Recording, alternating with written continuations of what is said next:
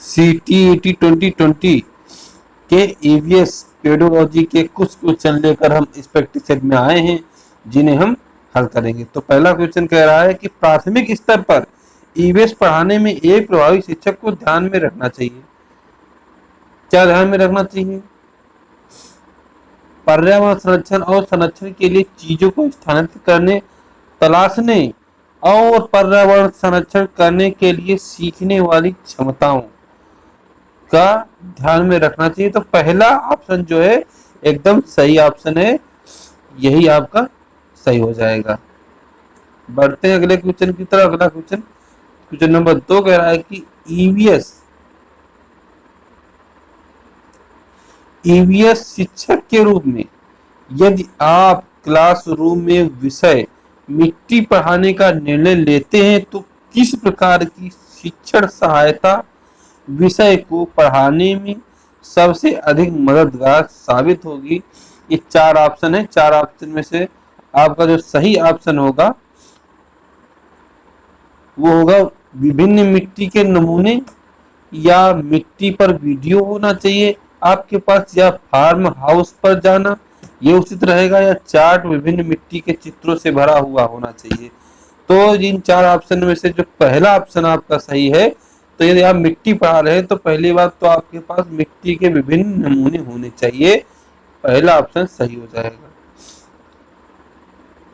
Question number 3 कह रहा है कि प्राथमिक स्तर पर ईवीएस की एक अच्छी पाठ्य पुस्तक होनी चाहिए। प्राथमिक स्तर पर अगर आप ईवीएस पढ़ा रहे हैं तो एक अच्छी पाठ्य पुस्तक किस प्रकार की होनी चाहिए, ये आपको बताना है। तो क्वेश्चन नंबर 3 कैसी बुक होनी चाहिए? बुक आकर्षक चित्र वाली होनी चाहिए, या व्यावहारिक उदाहरण वाली होनी चाहिए, या चित्रों को स्पष्ट रूप से खींचा जाना चाहिए और वास्तविक रूप से रंगीन होना चाहिए? या क्वेश्चन ऑप्शन नंबर 4 कह रहा है कि ऊपर के सभी।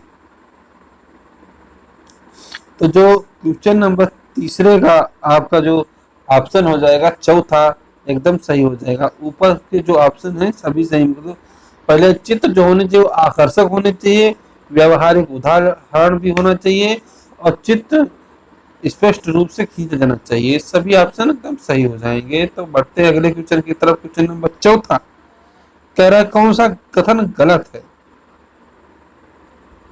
तो ब्रेन स्टॉर्मिंग एक तरह की चर्चा नहीं होती है, क्योंकि कक्षा में जो चर्चा वो भी एक चर्चा है, बहस और पैनल चर्चा ये भी एक चर्चा है, किसी मुद्दे पर स्पष्ट करने के समझने की चर्चा ये भी एक चर्चा है। लेकिन ब्रेन स्टॉर्मिंग मतलब दिमाग में ही किसी बात को सोचना है, एक चर्चा नहीं है, इसलिए ये आपका गलत हो जाएगा। अब क्वेश्चन नंबर 5 बहुत ही इंपॉर्टेंट क्वेश्चन है।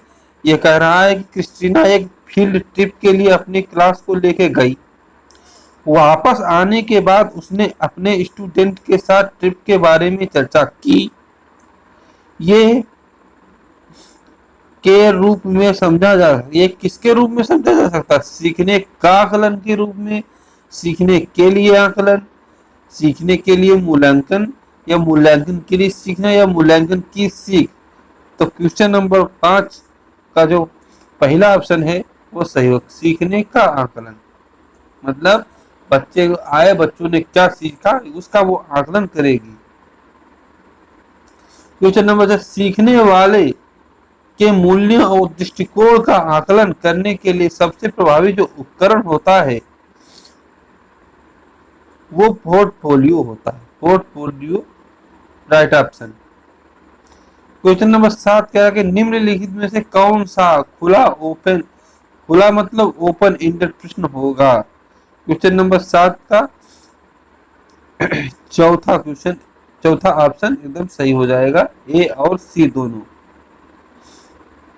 ए और सी दोनों का मतलब पहला और तीसरा, ये दोनों सही है।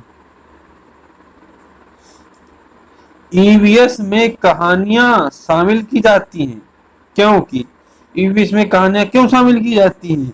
छात्रों की दिनचर्या में बदलाव करने की मदद मिल सके, या छात्रों को प्रसन्न और आनंद में प्राप्त हो सके, या अवधारणाओं को समझ में वृद्धि हो सके, या भविष्य में अच्छा वक्ता बनने में मदद मिले। तो क्वेश्चन नंबर जो 8 है उसका सही ऑप्शन हो जाएगा ऑप्शन नंबर तीसरा का, अवधारणाओं की समझ में वृद्धि हो सके इसलिए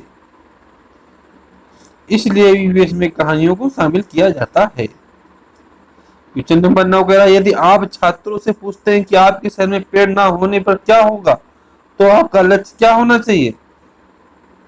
तो इसका मतलब है कल्पनात्मक और समीक्षात्मक सोच को प्रोत्साहित करना, ये हमारा लक्ष्य होना चाहिए एक टीचर के होने के नाते।